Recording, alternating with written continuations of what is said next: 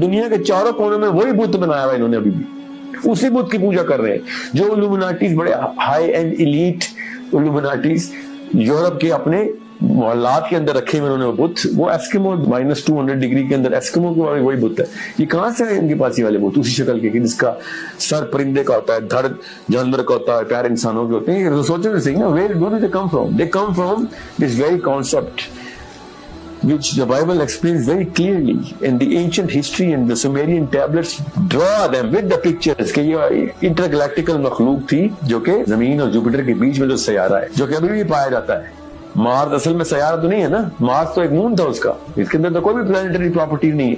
The real planet was which is the debris right now, जिसको एक asteroid belt कहते हैं ना, वो एक सयारा था पहले जो टूटा हुआ है, जो घूम रहा है सूरज के गिर्द अभी भी। जुपिटर और अर्थ के बीच में एक सयारा था, उस सयारे की एक मखलूक थी जो कि ब्लास्ट कर दी गई।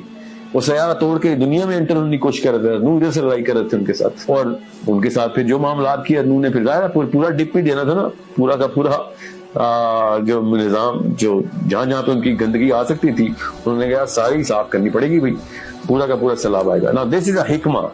हालांकि बुक ऑफ इनॉक कह रही है कि हजरत इदरीस ने नूह को पहले ही बता दिया था कि सैलाब तो आना ही आना होता है इतने साल बाद, उससे पहले पहले तैयारी कर ले क्योंकि ये बचने वाले नहीं। लेकिन हजरत इदरीस ने नूह को सैलाब का बताया हुआ था पहले से। नूह पढ़ पोते हैं हजरत इदरीस की, याद रखिएगा, ठीक है दोस्तों।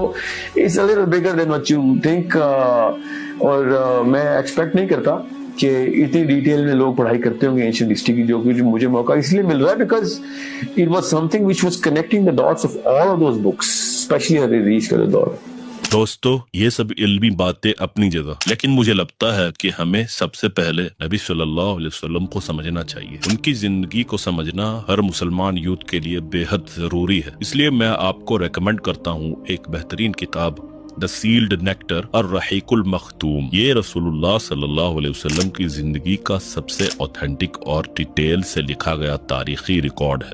इस किताब ने दुनिया भर में सीरा पर पहला अवार्ड भी जीता है। इसमें बचपन से लेकर वफात तक नबी सल्लल्लाहु अलैहि वसल्लम की जिंदगी के हर पहलू पर रोशनी डाली गई है। अगर आप भी सीरा को समझना चाहते हैं तो इस बुक को बायो में दी गई लिंक से जरूर खरीदें। इंशाअल्लाह आपको जरूर फायदा पहुंचेगा।